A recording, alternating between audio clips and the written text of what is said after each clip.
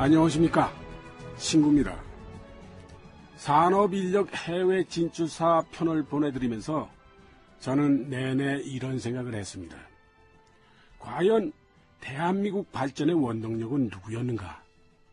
성실히 그리고 묵묵히 맡은 바 일을 다 했던 우리 대한민국 국민들 아니었겠습니까?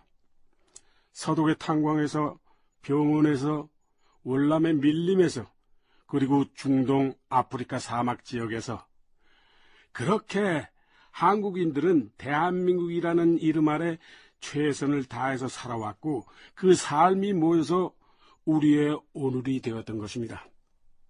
자, 그런 가운데 산업인력의 해외 진출에도 이제 변화가 생기기 시작했습니다. 리비아 대수로공사의 절정이 되는 작업은 PCC 파이프를 매설하는 작업이었다. 직경이 1.6m인 것에서부터 4m에 이르는 것을 정교하게 접합해서 매설하는 것이 핵심이었다. 그런 만큼 기술의 완성도도 중요했고 인력도 많이 필요했다. 10,000명 이상이 돼야 합니다. 10,000명 이상. 정장덕 동아건설 리비아 본부장 그리고 최원석 동아건설 회장이 마주 앉았다.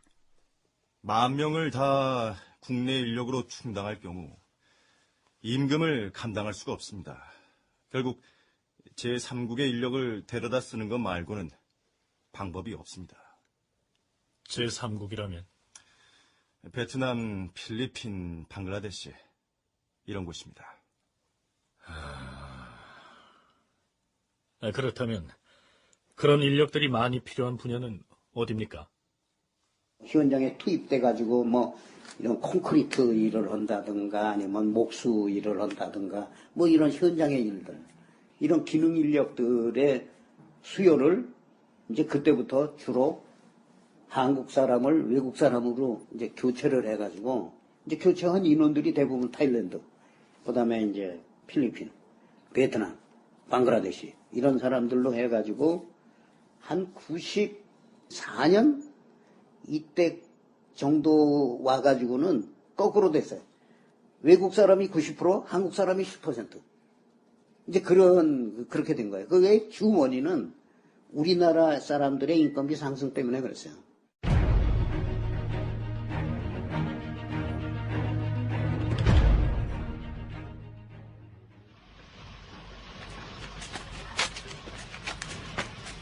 소장님.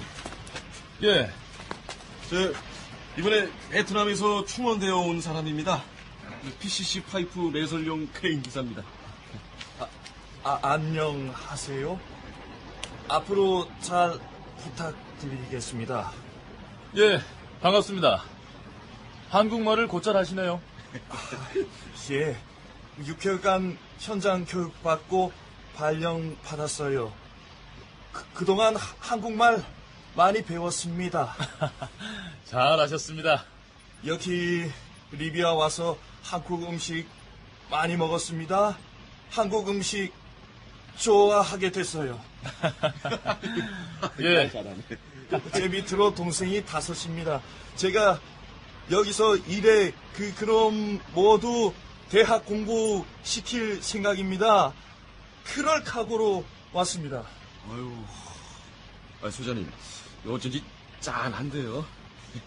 과거 60년대 우리나라 인력들이 해외 나갔을 때 저랬잖아요.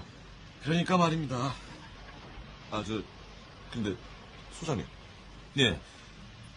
제3국 근로자들이 들어오면서 많은 사람들이 돌아가고 있는데 소장님은 언제 귀국하십니까? 글쎄 말입니다. 1단계 공사나 끝나고 돌아갈까 생각인데 잘 모르겠습니다. 리비아 대수로공사의 1단계 공사는 1991년 8월 28일에 완료됐다. 애초 1992년 12월 완공 예정이었으니 16개월을 앞당긴 셈이었다.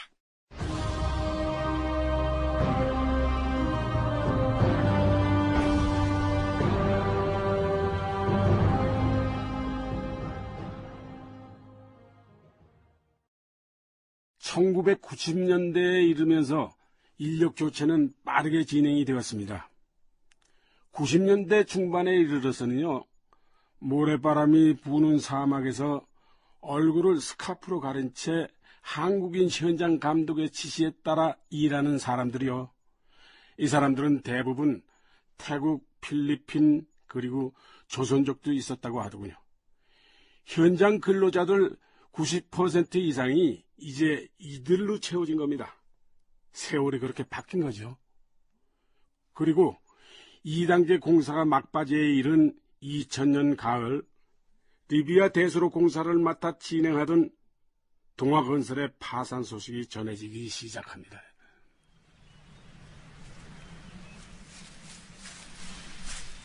원 소장! 아, 예. 정장덕 본부장님. 건설 현장 소장이 여기서 뭐해요?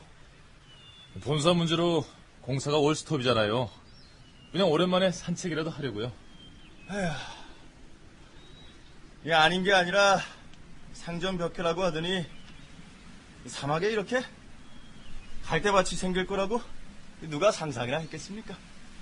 처음 왔을 때는 정말 메마른 사막이었는데 1단계 공사가 완료되면서 저수조나 취수장 근처에는 이렇게 갈대밭들이 생겨났죠. 어디서 새들이 갈대씨를 물어온 모양입니다. 그러게 말이요. 아휴, 이 본사 문제로 공사가 올스톱 되면서 여기를 떠나는 사람들이 많은데 원 소장은? 저요. 처음 여기 들어와서 미친 듯이 일했습니다. 저처럼 청춘을 바친 사람들이 많아요. 우리가 하던 공사는 우리가 끝장을 봐야죠. 근데 본부장님, 예. 본사가 망하면 리비아가 2단계 나머지 공사 구간을 다른 기업에다 맡길 거라는 소문도 있던데 그러면 어떻게 해야 되는 겁니까? 그냥 철수해야 하는 겁니까? 글쎄요. 지금으로선 아무것도 알 수가 없습니다.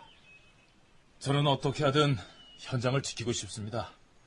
현장을 지켜서 제가 하던 공사는 제 손으로 마무리하고 싶습니다. 여보세요. 본부장님, 리비아 수로청에서 사람이 왔습니다. 지금 빨리 오시랍니다. 아니, 수로청에서? 왜요? 남은 공사 때문에 온 것 같습니다.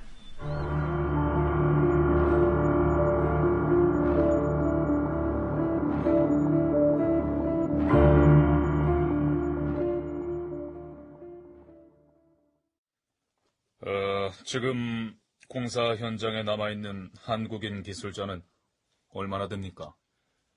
3,500여 명 정도 됩니다. 3,500여 명. 우리 리비아 쪽은 입장을 정했습니다. 아, 예. 일단 여러분의 가능성을 한번 시험해 보기로요. 예? 그동안 당신들이 보여준 기술력, 성실성, 우린 그걸 믿습니다. 그러나 지금은 회사의 실체가 없어진 상황입니다. 회사가 없어진 건 우리 잘못이 아닙니다. 이런 상황에서도 당신들이 이 일을 해낼 수 있다는 걸 보여달라는 겁니다. 그래야 회사와 상관없이 우린 당신들에게 일을 계속 맡길 수가 있으니까요. 어떤 식으로 시험을 하신다는 겁니까? 8개월 안에 타로나에서 제프라 구간에 119만 톤의 물을 공급해 주셔야 합니다. 그걸 해내면 이후 남은 공사도 전부 당신들에게 맡기겠습니다. 타루나에서 제프라까지요? 아니, 거긴 리비아에서도 험준하기로 유명한 지역 아닙니까? 예, 게다가 119만 톤의 물을 공급하기 위해선 적어도 240개 정도의 우물을 파야 합니다. 작업 여건이 어려운 건 압니다. 그래서 불가능합니까? 그렇다는 말씀은 아니지만... 불가능하다고 하면 다른 기업에 맡기겠습니다. 아닙니다. 해내겠습니다. 두고 보십시오.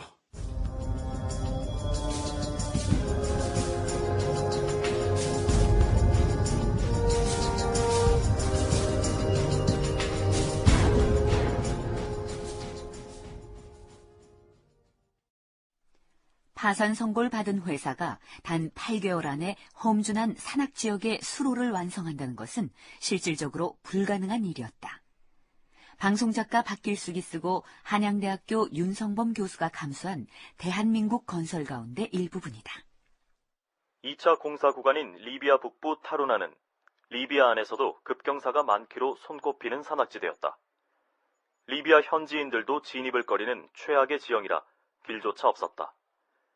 우물을 파기에도 시간이 턱없이 부족했지만 당시 근로자들은 5개월 만에 240개의 우물을 파냈다. 문제는 관 수송거리였다. 관을 수송하는 데 걸리는 주행거리는 생산지에서부터 469km, 왕복 운송시간을 가장 짧게 잡아도 48시간이 걸렸다. 가끔씩 소나기가 내리면 차를 갓길에 세워놓고 하루 이틀씩 대기하는 건 예사였다.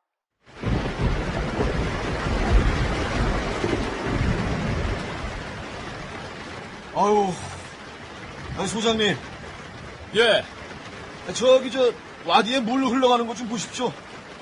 평소에는 마른 계곡이었는데, 야, 비가 오니까 저렇게 무섭게 흘러갑니다. 예전에 말이에요. 내가 저 와디에 빠질 뻔한 적이 있어요. 그래요? 그래서 알죠? 저 와디가 얼마나 무서운 건지. 물에 한번 휩쓸리면 누구도 살아남을 수가 없어요. 바라만 봐도 무섭습니다. 비 그치면 언제 그랬냐는 듯 또 바싹 말라있는 하천이 될 거 아닙니까? 그렇죠. 그래서 무섭다는 거지. 비가 그치는 모양이구만. 아이고, 비가 그치니까 바로 또 햇볕이 납니다. 그러게요. 자, 출발해 봅시다. 예.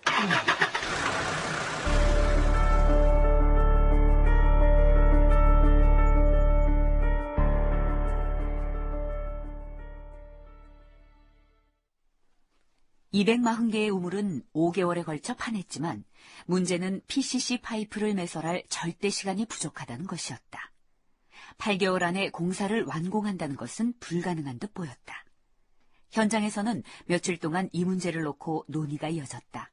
그리고 와디를 이용하는 겁니다. 와디요? PCC 파이프를 파묻을 매설로를 팔 시간이 없습니다. 기존에 있던 와디를 이용하면 됩니다. 안 됩니다, 소장님.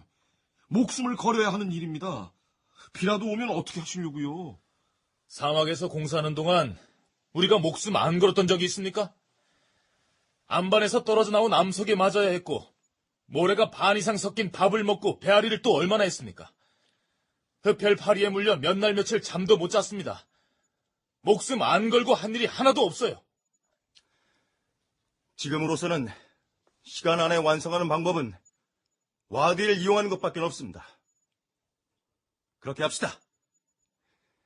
매우 위험한 일인 만큼 일기예보를 살펴가면서 만약에 불상사가 발생하는 일이 없도록 하겠습니다. 그리고 작업은 야간에만 하도록 하겠습니다. 낮에는 섭씨 50도가 넘어가니까요. 자, 와디를 이용할 진입로 확보부터 논의해봅시다. 그렇게 다시 공사는 시작됐고 한국의 근로자들은 자발하수나 취수장에서 취수한 119만 톤의 물을 타루나에서 제프라 구간까지 공급하는 공사를 성공한다. 월드컵의 열기가 채가시지 않은 2002년 9월 1일이었다. 이때 동아건설은 파산했다. 이후 대한통운이 리비아 대수로 공사를 맡아서 했고요. 제3단계 공사도 수주하게 되었습니다. 단 한 푼의 외화라도 벌기 위해 서독의 탄광 막장까지 달려갔던 1960년대, 그리고 고급 기술 인력 중심으로 해외 진출 형태가 바뀐 1990년대 중반까지 대한민국의 산업 인력 진출사를 정말 숨가쁘게 돌아봤는데요. 그 세월 동안 후진국이었던 우리나라는 선진국의 문턱까지 오게 되었습니다. 서독에서 일했던 분들 가운데는요, 그때 얻은 진폐증으로 고생하시는 분들이 아직도 계시다는 안타까운 소식도 들립니다. 우리가 얻은 풍요 이면에 가려진 분들 아닙니까? 감사와 함께 그분들의 아픔을 어떻게 나누어 가야 할지도 함께 고민해 봐야 할 것 같습니다.